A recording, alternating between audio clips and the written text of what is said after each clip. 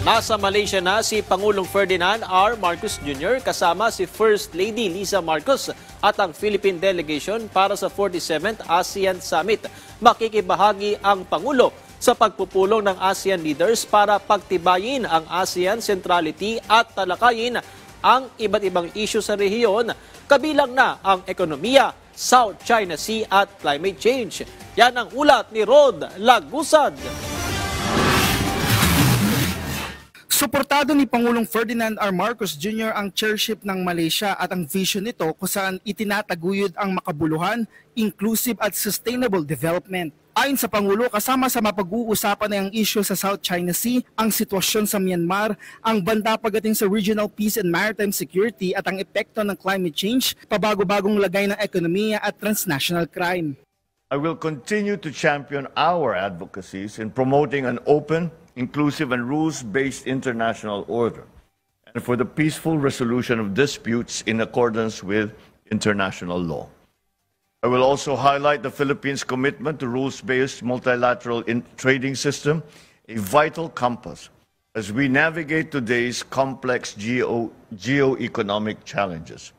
Dumating kaninang hapon ang Pangulo kasama si First Lady Liza Araneta Marcos sa Kuala Lumpur para sa isasagawang 47th ASEAN Summit and related summits. Una nang sinabi ng Department of Foreign Affairs na nasa 80 outcome documents ang inaasahang ilalabas, adopted o noted sa isasagawang mga summit. Ayon sa kagawaran, inaasahan na dadalo ang Pangulo sa 14 na leaders meeting.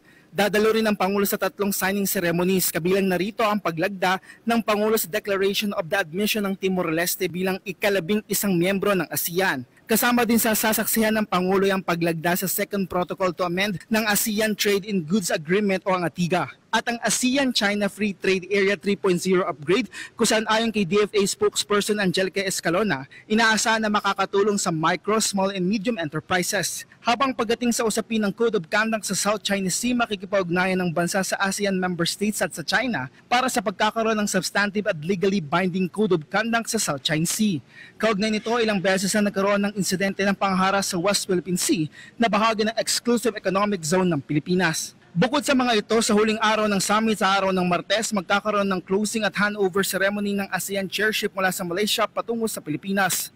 As always, our participation in the ASEAN Summit reaffirms our dedication to deepening regional cooperation and to advancing the well-being of every Filipino in the entire Southeast Asian community.